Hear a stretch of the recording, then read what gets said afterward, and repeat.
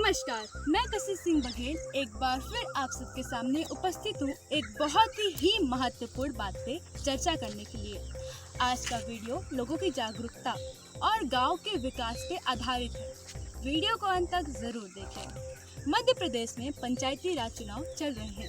पंचायती राज चुनाव के प्रचार प्रसार बहुत ही जोर शोर से हो रहे हैं। ऐसे में यह जानना बहुत ही आवश्यक है कि मध्य प्रदेश में पंचायती राज चुनाव की व्यवस्था किस प्रकार से की गई है। चुनाव 3 चरणों में होंगे। पहले चरण में चुनाव 25 जून को मतदान होगा। दूसरे चरण में 1 जुलाई को मतदान होगा। वहीं तीसरे चरण में 8 जुलाई को मतदान होगा।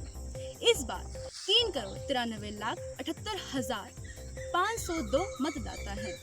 5 जिलों के चुनाव 1 चरण में होगा। 8 जिलों के चुनाव 2 चरण में होगा।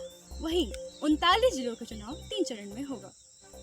और बात की जाए परिणाम घोषणा की तो पंच, सरपंच, जनपद सदस्य के परिणाम घोषित 14 जुलाई को किए जाएंगे।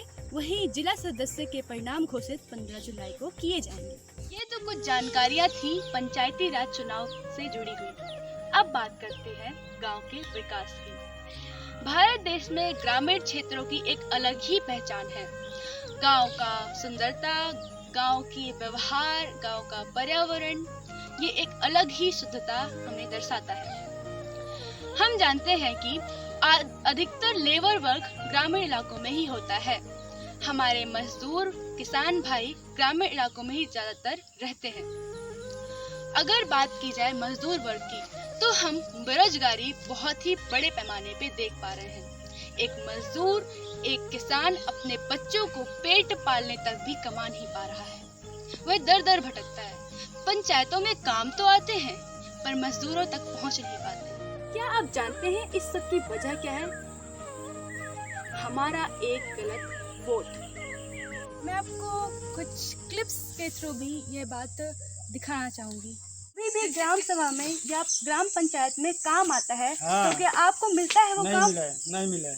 कोई भी यहाँ पे इंफ्रास्ट्रक्चर डेवलपमेंट होता है, कोई भी काम होता है, जैसे अभी पानी की टंकी ही बनी थी जल योजना के तहत, ग्रामीण इलाकों के जो मजदूर वर्ग के लोग हैं उन्हें काम दिया गया था। क्या आपको काम दिया जाता है? नहीं मिला। ग्राम सभा में इस सब की जानकारी दी जाती है? दिन जाते। क्या आप लोग को बुलाया जाता है कभी कि आप लोग एक काम करें, आपको एक काम दिया जाएगा, आपको इससे बेरोजगारी हटेगी, आप अपने बच्चों का पेट पालन के लिए कमा सकेंगे? नहीं मिल रहा है ना, कोई बताने वाला है ही नहीं है।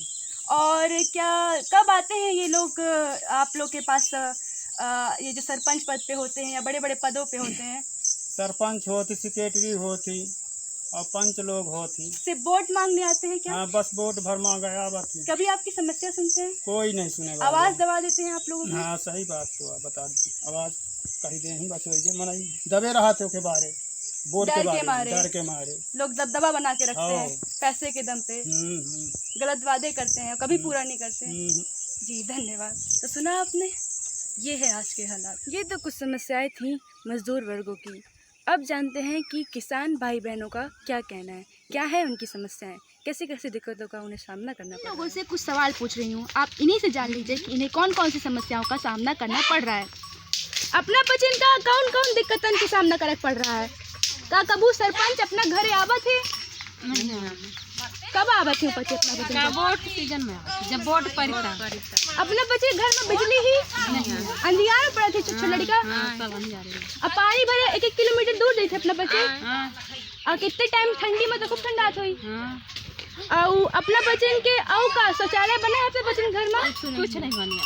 तो अपने बच्चन का बहुत दिक्कत का सामना करना पड़ रहा है ना, इसका मतलब। तो अपने बच्चे कहाँ विनती करे चाहते बन जाए, सब बन जाए। तो देखा आपने छोटे छोटे मासूम बच्चे को ही रहे हैं। तो ग्रामीण इलाकों के इंफ्रास्ट्रक्चर में भी ज़रा नज़र डाल ही लेते हैं कि इंफ्रास्ट्रक्चर कैसा है, उसकी क्या हाल है। बच्चे स्कूल काहे नहीं होता है? रोड खराब है। अच्छा, तो तुम कहाँ जाता है मामा जी से? मामा जी हमारी मदद करें।